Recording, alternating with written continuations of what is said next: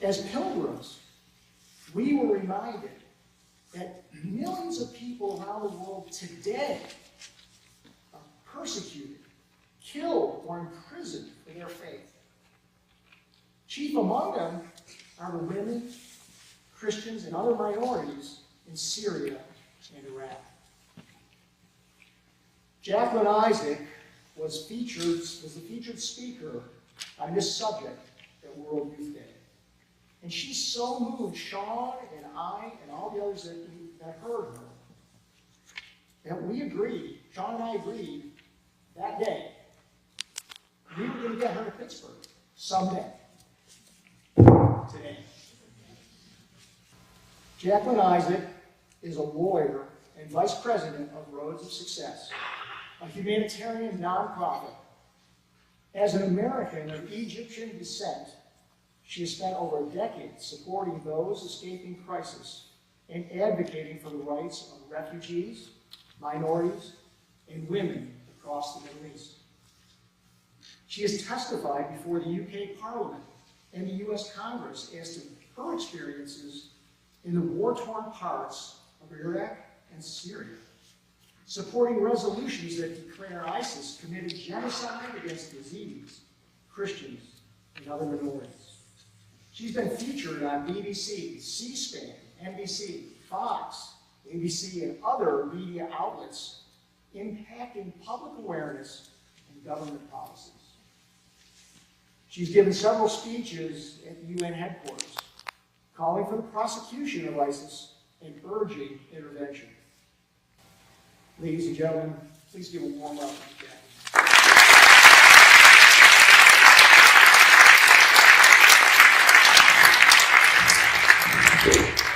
I'm overwhelmed when I hear the things that God has done in my life, in the life of our family. And the journey has been unbelievable. It's surreal. I'm listening to this and I'm just thinking, God, you did all that? You did all that? You're such an incredible God. Getting to know Egypt and its people and falling in love with it, but wanting to escape it as well. I went to a conference just like this, and a woman who came from Texas, who knew nothing about me, wonderful woman of God, saw me in the back. My mom forced me to go to the meeting. I was 15 years old, I just wanted to be home. And I remember sitting in the back just trying to get away right after, before the breakout session. And as I was walking out, this woman found me. She came to the back and she said, I have a word for you. You are here to see with his eyes and to hear with his ears. And you are to bridge the gap between two worlds. And one day, God is going to bring you before religious leaders and government leaders, presidents, kings, and you're not going to know how you got here. But when you're there and when you're standing in front of them, speak the word that the Holy Spirit will give you and know that he is God. That's very, very strong for a 15-year-old to hear. It's a heavy message. I remember thinking to myself, God, is this why I'm here? And does that mean I'm going to keep coming back? Because I've been trying to escape. I want to go back to California. But God was working on me. Just like Sean was sharing, the Holy Spirit works with us in different ways. He has such different types of ways of communicating. There's the whisper in our hearts. There are the times where he brings people into our lives to speak truth into our lives. There are incidents that will happen that I consider signs and wonders if we can just see what those things are. The question is, are we willing to listen? Are we willing to hear what he has for us? Are we willing to take a step, even though it might contradict comfortability? Are we willing to take a step of faith, though we can't see the other side of the tunnel? And what's really hard is, are we willing to step out in both love and faith and in obedience when we have pain that needs to be healed?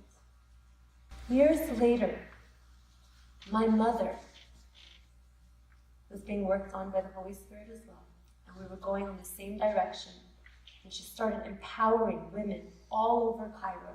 She started working to help those that were living with disabilities, to empower them, to ensure them that they have rights and they have a voice in the Middle East, though government laws didn't allow for that. And little by little, she began moving and bringing speakers to come and encourage them, and to encourage them herself, and bring aid and mobilize. And she was going through that same journey, because as an immigrant, after establishing a life in America, God told her to go back to the Middle East. So she was also coming out of that comfortability. And one day, we had been working in Jordan with Prince Murad, as you heard. We were working on the disability work to bring wheelchairs into Jordan. And in 2011, the Syrian civil war broke out. And Prince Murad looked at us and said, okay, you've been helping us for years by bringing wheelchairs, but now we need much more than wheelchairs. We need awareness, we need help, we need the world to know what's happening. There is a crisis, and we can't do this. Jordan can't do this alone. We can't take in all these refugees. Do something. And we said, well, what do you want us to do? He said, use your voice. Looked at my mom, who had a television program that had just started at the time, a Christian program, to encourage people. He said, you have a TV program. He looked at me and said, and you're a lawyer. You each have a gift, and go use it. Use what you have. Go spread the word. Get a container, a 40-foot container ready in 20 days, and bring it to Jordan. Now, we're a very small organization, a small family, and has anyone ever seen a 40-foot container? It's huge. And we came back to California thinking, how are we going to do this? This is impossible. So my mom starts praying, and she was sitting there at a Subway sandwiches, and she starts praying to God silently, and she's talking to God. She's like, God, how are we going to do this? And she's speaking to him, and a Chinese man looks at her and says to her, you must be talking to God about something very important. What's going on? And she said, we have to fill up a 40-foot container. We have only 10 days left, and I don't know what's going to happen. And she starts telling the story. He then does his part in response to the call to action that God was speaking to him about, and speaks to his boss, who then decides to give 60,000 blankets. 60,000 blankets to help. That filled up almost half the container. The rest, everyone responded to the call to action. From San Diego County to Los Angeles County, people were opening up their homes, making them storehouses, folding clothes, and preparing for this journey to make sure these packages got to the families. They were praying. I'll never forget seeing mothers and daughters sitting together, folding the clothes and the blankets and writing notes and praying over every single thing that was going. It all started with small beginnings of using what we had and using our story. And it wasn't myself or my mom alone. It was every single person that you're hearing about in this story. Everyone was responding to what they had. As we went along, we were invited to Iraq. God prepared us with the first container, and the Royal Jordanian Airline flew it for free because we couldn't even cover the shipping costs at the time. But God had a plan and said, just fill up the container and I'll do the rest. And an airline flew it out for free. We're now in Iraq. ISIS came into the territory. Girls were being taken into ISIS captivity. In 24 hours, people who were just living ordinary lives were at home, and ISIS fighters came in. They took the men, rounded them up, killed them, took the young girls, put them in the sex market, raped them continuously, tortured their mothers by making them servants while their daughters are being raped. And now these young women were coming out of captivity. And the government asked us to meet with some of the very first girls that came out. And we had doctors, we had psychologists with us. All we knew were what we did, which was sending containers and empowering people like we did in Cairo. But to meet girls that have gone through that type of severe trauma, I remember sitting there at the park with the girls and thinking to myself, who am I? Who am I to say a word to these girls? What am I going to say to them? And we made a decision that day that they weren't going to talk to the doctors or the psychologists yet. That these girls were just to be loved and supported and reminded that they're not numbers coming out of being victims of a war, but they were young women who had a calling and a dream. So we sat there with the girls, and I remember hearing God so clearly that day. And His Holy Spirit spoke to me and said, now, your story matters. Everything you've gone through matters. Speak up. And the girls had their heads down. They couldn't even look at us. And I said, I can't imagine what you've gone through.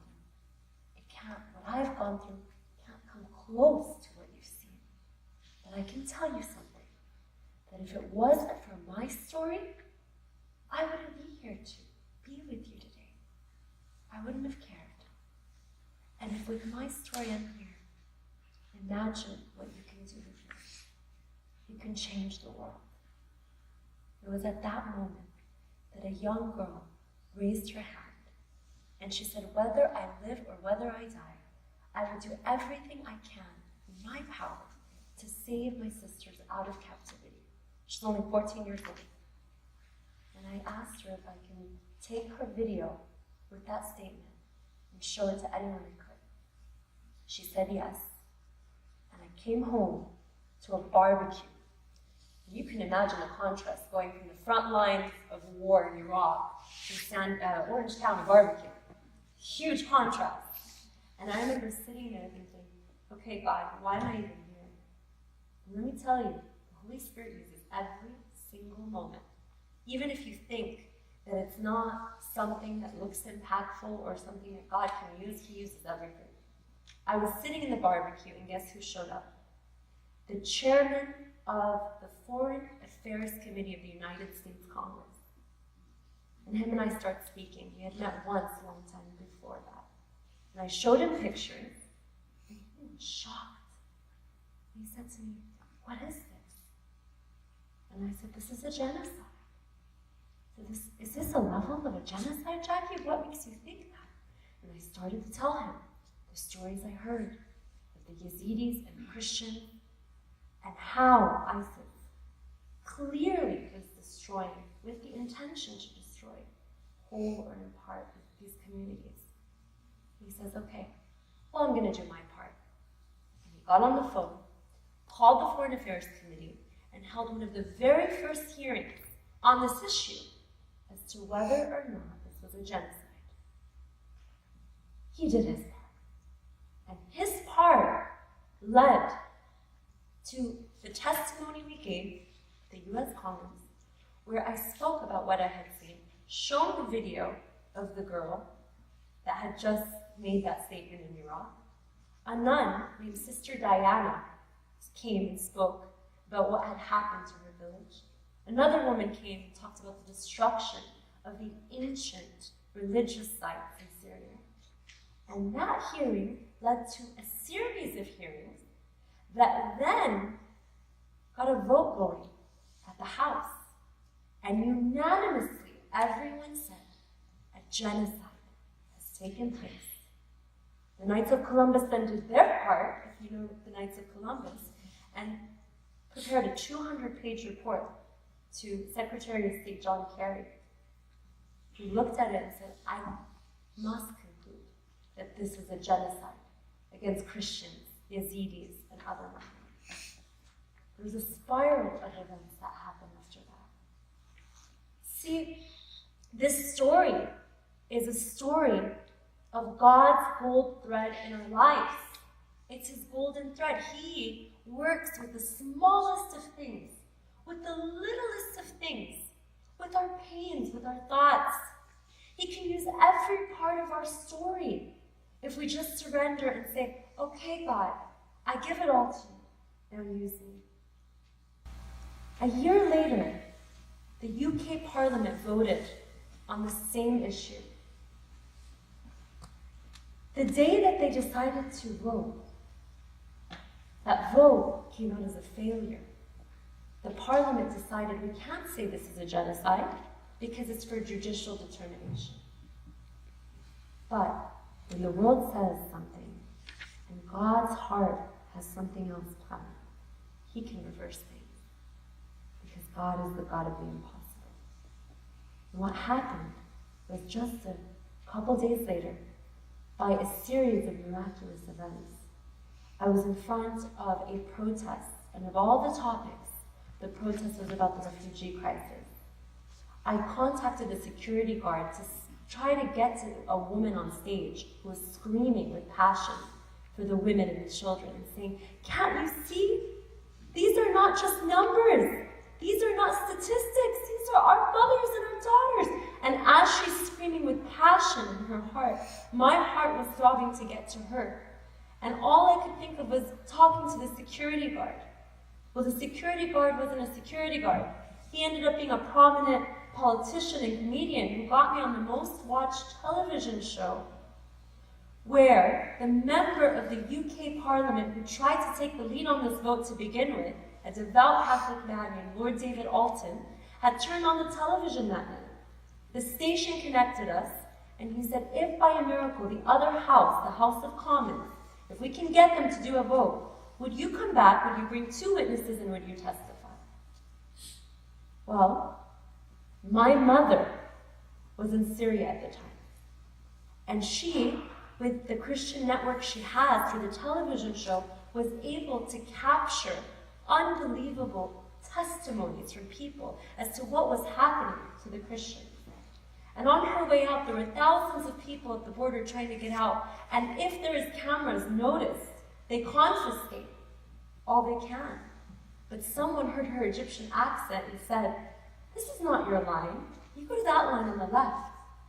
The line on the left only had a few people before her. And the man on the border that stamps the passport, he said to her, "I know who you are.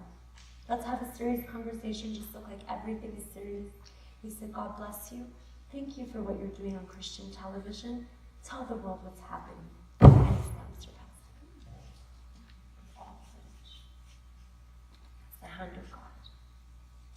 Works in the impossible. Now she thinks she's getting on a flight to Los Angeles and gets messages from me. Do not get on the flight. Do you have the footage? Get to the United Kingdom as soon as possible. And here is what happened. I'm about to show you the miracle. When she arrived, we still had one more witness to find. We had tried to bring that, now at this point, 16-year-old girl that we met in Iraq, who is now in Germany. Lord David Alton said this is impossible to get her visa on time.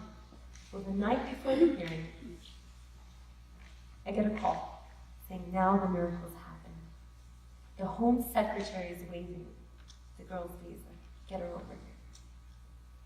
And look at the hand of God. I would love to share with you the UK Parliament video and share what happened. On March 22, 2016, the House of Lords rejected an amendment to have ISIS atrocities declared a genocide. To counter the decision, the Roads of Success team began a media campaign, making appearances on BBC, Channel 4 with Jon Snow. Now, American lawyer Jacqueline has launched a campaign to get asylum for 100 Yazidi girls who were kidnapped by IS extremists in Syria. She's been pushing the US Congress for support and is now in Britain, where peers in the House of Lords are campaigning to have the persecution of Yazidis and other religious minorities in Iraq and Syria declared a genocide. We'll be talking with her in a moment, but first, this report from Jane Deeth and a warning some viewers may find some of the details disturbing. Jacqueline Isaac in Iraq with people from the Yazidi minority. She works with girls abducted by Islamic State, given as gifts to fighters or traded between them. And The Guardian also featured their story. Lord David Alton and MP Fiona Bruce asked the Roads of Success team to testify and provide fresh evidence to support another genocide vote. This time, the vote would take place in the House of Commons. We now come to the backbench debate on the recognition of genocide by Daesh against Yazidis, Christians and other ethnic religious minorities. Yesterday evening, here in the UK Parliament, we heard the truly harrowing personal testimony of a brave 16-year-old Yazidi girl called Akhlas. We also heard from another woman, Yvette, who'd come directly from Syria for last night's meeting and spoke of Christians being killed and tortured. Let us come together and call this what it is, a genocide. Before Akhlas spoke, she was introduced by a human rights lawyer, Jacqueline Isaac. Jacqueline spoke of the shock of the fear of the knock on the door by fighters from Daesh, which would lead to people being characterised into different groups, with murder, rape and being taken hostage commonplace. We must help her and those like her who have suffered from the genocide that has taken place. The ayes to the right, 278. The noes to the left, 0. The ayes have it. The ayes have it. Unlock.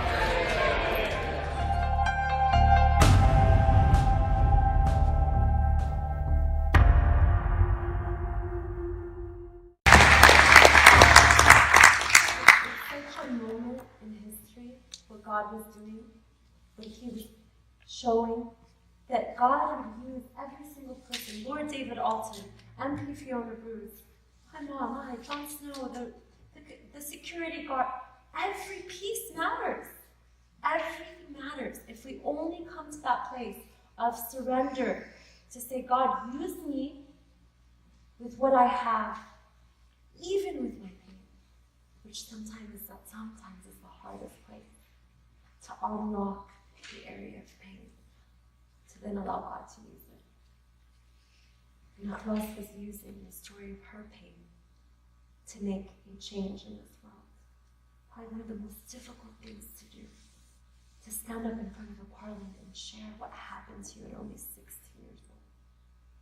But she's changing the world. Sean, you're changing the world with what your decision was to come and listen to God and listen to the Holy Spirit, to be a part of the priesthood. Every single one of you, Richard, you are changing the world to arrange all that you've arranged that will have a trickle of effects in this room and around the world, and you'll see. We are all here to make a difference. Father Kevin, from the little I've known about you, I'm amazed because you're also just making an impact in this room, but you're making an impact all over your community. I want to share with you a video that's very hard to watch. This is the evidence that was used that came from Syria when my mom went on her trip. One of the programs that we have as Roads of Success is we empower the Christian community in the persecuted areas. We also send containers into Syria and into Iraq, providing aid. But another thing we do is we document these stories and show the world that history is recorded and that justice is served one day. So that years from now, our children, our children's children, could read about this in their history books and ensure that it's never forgotten and it's never to be repeated again. So I want to share with you this video. It will be a little bit hard to watch.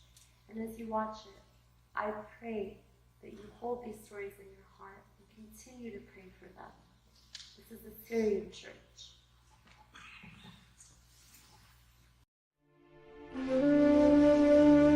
لأني نازلة على الروضة وصار الانفجار العالم مشلولة وشي حدا مخطور راسه والحيط عالدم وجيراننا تصاوبوا وخالتي كانت رايحة تجيب لمبة هي جاي لعندها صار الانفجار وانشلت وصارت فاتت رصاصة برقبتها وظلت شهرين بغيبوبة شلون بدي نام وخفت ضلتني سهراني للصبح يفيق بابا يقول لي نامي ما كنت نام اجت سيارة مفخخة، تفجرت، هرت كل القزاز على الأرض. في وحدة معنا علق راسها وإيدها بالقزاز، رجعوا شالوها. في وحدة اجت شظية براسها، شلخت لها راسها وهي باي دم، يعني مش مبين وجهها.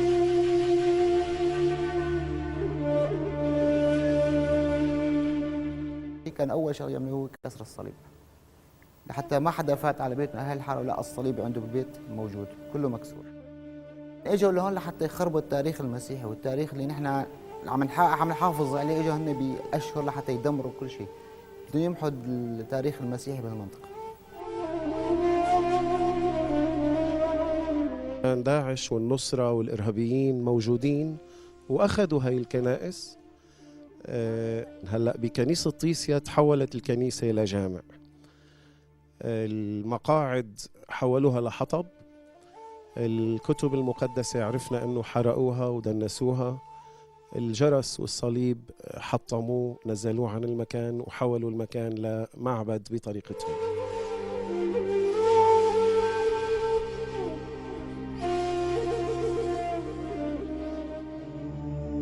نحن عشنا 5 سنين دمار، شو صار فينا؟ قتلنا بعضنا. قتلتوا بعضكم؟ قتلنا بعضنا. ليش؟ ما بنعرف. دماء شباب. انت شفت بنفسك؟ شفت بنفسي انا، هي شفناها شباب، يعني جثث، دماء، نشوف دماء. دماء هول يلي ما نشوفهم، ويلي مثلا بالتفجير نشوفهم عم تطاير، ونشوف الاشلاء البشريه قد صعبه. نحن عملنا صلوات جنائزيه على قميص. يا ربي، يعني ما لهمش اجساد؟ على قميص، لا راح وما قدرنا نجيب جثه. عاد امه تطلع له قميص وتحط له جرافات، تحط له بنطلون هالجينز، ايوه، ونعمل الصلاه. بعد شي يومين بنتفاجئ بصوته على النت بانه مصلوب، وكاتبين على الجنب جبهه النصره انه مهدور دمه لانه بيحمل قلاده مسيحيه. يعني لبس صليب؟ ايه، صليب، لابس صليب. حبيبي جابها ورجع، وصلوا اليوم، ضلينا 3 أيام ما قدرنا نجيبه. اجانا تليفون انه كمال مرشوق على الرصيف هونيك محل الحادث. لحتى نهار راح ابني، طلع بالسيارة وراح خاطر بنفسه لحتى يشوف أخوه، لقوه حاطينه على الرصيف هيك مسلوب مثل المسيح. يا حبيبي في ضياع كانوا لما يفيقوا الصبح يلاقوا أولادهم الصغار، بناتهم مقطعين ومحطوطين قدام بيوتهم، وكان في معهم شريط فيديو بيأرجي قد ايه مدى اغتصاب هدول الناس، مدى تقطيعهم وتعذيبهم. هي القذيفة نزلت عند حد الدرج، ونحن بنحط شناطينا حد الدرج. نزلت القذيفة، تغبرت الدنيا. بعدين رحت أنا على المشفى، عملوا لي هون عملية بإجري. أبوهم كان فايق، قلت له في صوت قوي كتير، قال لي هي أكيد قذيفة مثل العادة. صار قلبي مثل النار، ركضت على المدرسة، لقيت سينار على الأرض. أنا عملته، كان عم ينزف دم، ثيابي دمه لسه على ثيابي إذا ما غسلته.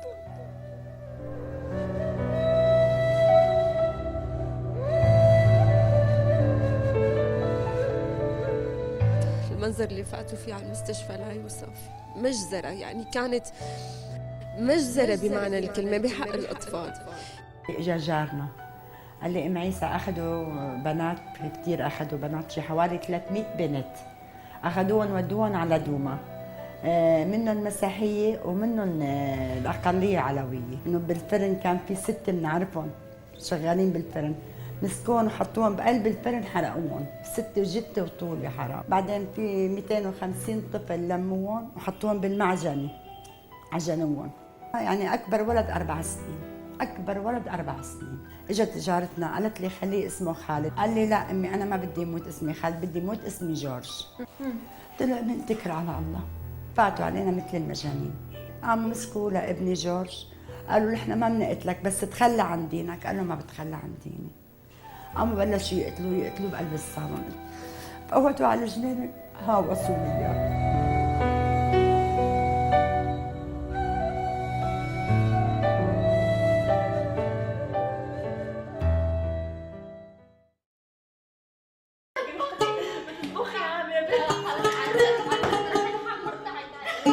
الحياة كانت حلوة فوق ما تتصور. فجأة بس خلال ساعتين وقت اللي اجت علامة السوداء، خطف الأطفال والنساء، قتل الرجال، جاب كلها وياه.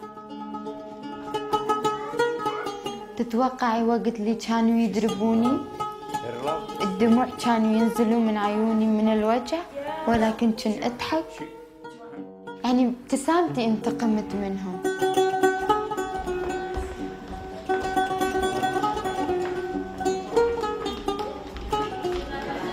"17 Yazidis are living on this corridor in the middle of a psychiatric hospital in Germany. It's a long way from their home in northern Iraq, but at least they're safe here. 3 years ago, on the 3rd of August 2014, they were attacked by IS fighters. Many of their men were shot, the women and children were captured. Ikhlas was 14 at the time. She and her family tried to escape up the mountain, Mount Sinjar, but they couldn't run fast enough. وبعدها قتلوا بابا أمام عيوني.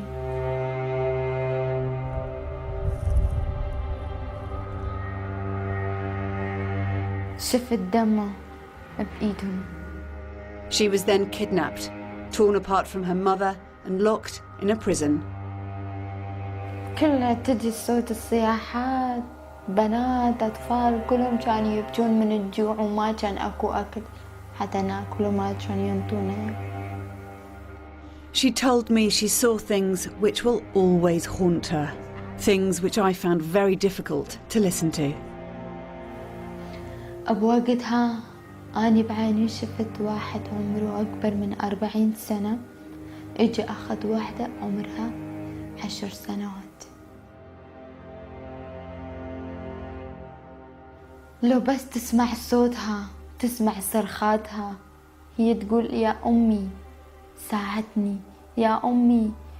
بالكردي كانت تقول دادا دادا، ماما ماما، ونحن ما كنا نقدر نسوي شيء. We're not allowed to show you where the girls are living. It's for their own safety. Many of their families are still in captivity, but not far from here. Those 17 Yazidis are integrating into German society. Many are even going to school here as they start the journey to rebuild their lives. So we focus on certain emotions like love, peace, and joy to forget fear, anxiety, and other negative emotions. And here to help them, a team of mentors from across the world. My joy is complete. My joy... Ikhlas's nephew, Amin, was only 7 when IS fighters took his father and mother. He hasn't seen his parents for 3 years. But in the last month, his mother has been spotted in a camp in Iraq after escaping. During today's meditation, he imagines that all his people are released, and he sees himself reunited, celebrating with his mother. It's thought his father was killed by IS fighters, the same fighters who kidnapped Ikhlas and kept her a sex slave for 6 months. وبعد ما سووا القرعة هو سحب اسمي. وقت لي اجا شفت هيك واحد مخوف بشع، تقرف منه، يعني حتى أخاف أشوفه. لحيته هلقد، شعره هلقد من هنا، يعني منكوش، يعني شكل وحشي، يعني فوق، يعني الريحة، يعني تقرف من ريحته. 6 شهور بقيت هنيك، كل يوم إهانة واغتصاب والدرب، كل يوم. حاولت أكثر من مرة أن أنتحر، ولكن كل مرة كنت أفشل.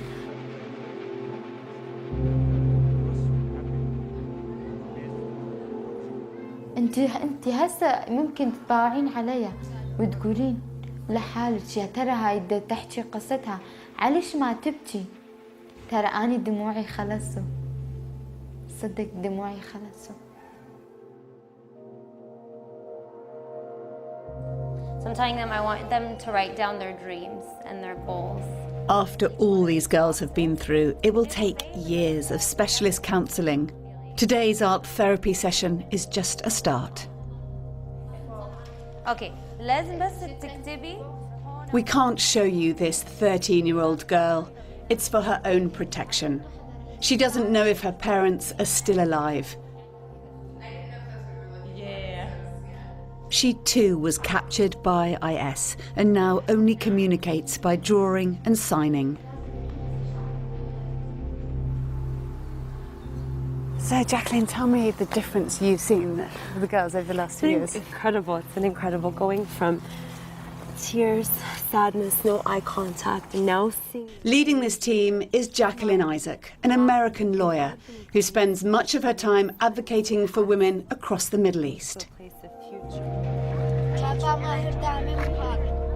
She was working in Iraq, taking aid to those Yazidis who escaped from IS by fleeing to Mount Sinjar, a mountain close to their villages where many were left stranded for months.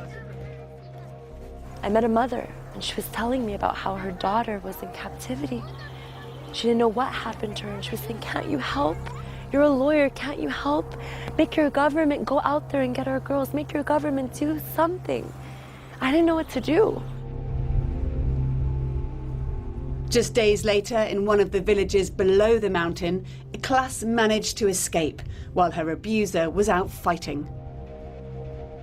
She was taken to a refugee camp. A few days later, she met Jacqueline. أنا بوعدكم إن أنتوا هتقدروا تستخدموا المواقف دي عشان تساعدوا غيركم. This footage was filmed just days after Ikhlas's escape. يعني هي بتقول أنا هساعد إخواتي. When I first met her, her head was down. All of their heads were down. There was no eye contact in the beginning. It was a porch. We were all sitting. And I remember thinking, what do I say to them? There were counselors that we had brought that were sitting on the right-hand side on standby to give girls counseling. And I remember thinking, this is not the time for counseling yet. This is the time to just recognize them as human beings. The song she is looking for is a song talking about what happened to her family and her people. 3 months later, Ikhlas moved again. She's just one of thousands of Yazidis resettled by the German government.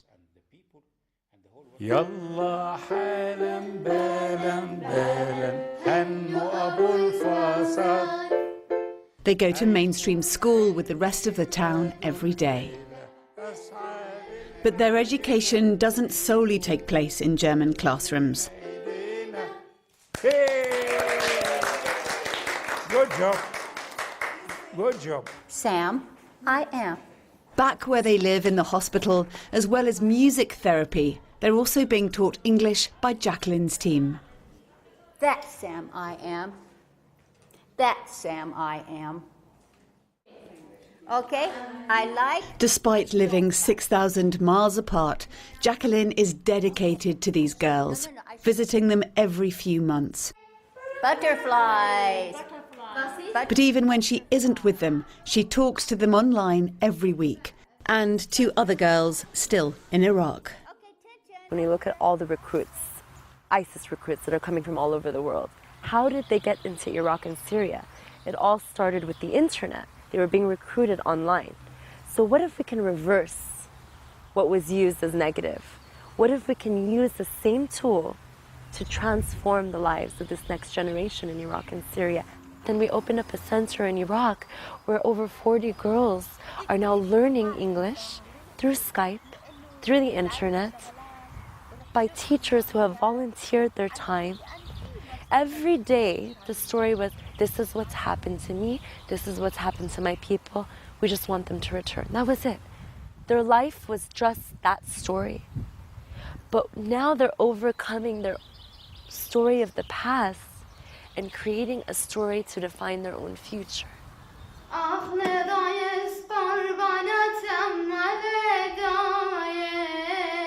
The class now knows her voice matters. Just last year, she addressed our parliament.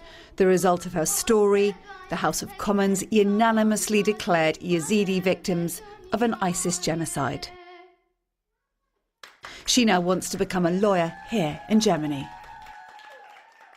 Would you like to go back to Iraq to live there? إيه ولكن بشرط ممكن اللي باعني للدواعش هو اللي يغتصبني باكر أو بعد سنتين بعد 3 سنوات ممكن يغتصبوا بناتي إذا ما اغتصبوني صراحة ما أرجع لأن خايفة. These girls are now starting to live again, but they're living with deep, deep scars. مو كل وحدة عندها هاي الجرأة لازم تعرفون ترى وقت اللي أحكي قصتي مو بسهولة لا تشوفون شكلي وتقولون هاي كأنها حجر ترى أني من جوا انجرح وأموت 1000 مرة.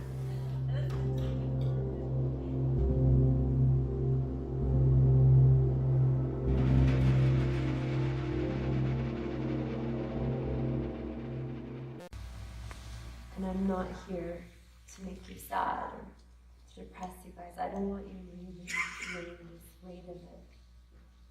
Instead, I'm here to challenge you to carry them with you. To carry them with you in your prayers. To carry the stories with you when you speak to others. And to share not just about the accounts of darkness, but about the light that is in this part of the world. Because this is where Christianity all began. And just as it was Middle Eastern Christians who brought Christianity to us, now they're asking, where are my brothers and where are my sisters and will they stand with us? We'll stand with them together. We'll stand with them through our voice. We'll stand with them by sharing these stories. We all have laptops and social media. We can share these stories with our communities. You can't imagine the power of awareness, what it has done in this campaign. The right person watching, making a difference in his sphere or her sphere. You can use the gifts you have to do what you can to support the Christians there. You know that young boy that lost his twin brother that you saw on the video? One time my mom asked him, do you want to leave Syria? And he said, no. And he looked at her with so upset in his eyes. Like, how can you say that? He said, don't you know that if we leave this part of the world, all hell will break loose? Just a little boy saying these words. So we're going to stand here and we're not going anywhere. Tell the world to pray for us and stand with us. We have a big role to play. The church has a huge role to play. Getting on our knees for them has a lot of power.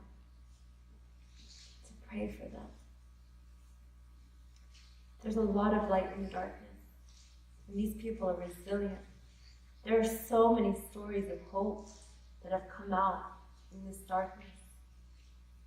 You know, they even look at the plants on the ground, and when they see a flower blooming, they'll have tears and they'll celebrate. And they'll say, there's hope. This is a sign of hope for our future. A town of theirs gets destroyed, they start rebuilding. Miracles happen in the midst of this, one of which God came to an individual in a dream and told him to start digging because there were wells. And he didn't understand why there would be a need for wells in this part of Syria. But he obeyed God, and everybody in this town was laughing. But you know what happened? ISIS came and captured all the water units in the town and isolated this area. And if it wasn't for those wells, the people wouldn't have survived. These are the types of miracles that are coming out in Syria. Resilient, strong, beautiful, faithful people.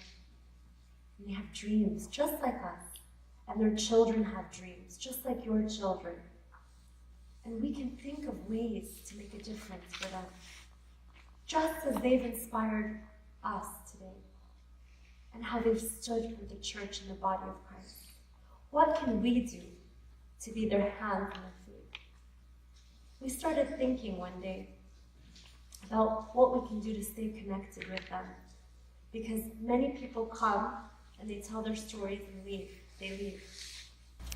And what they needed was to believe and to know that there were people that stood with them, that believed in them, that their past is important, that their past doesn't define them, just like our past doesn't define us. Our past is used for our story to then make a difference in our future, the future of the world.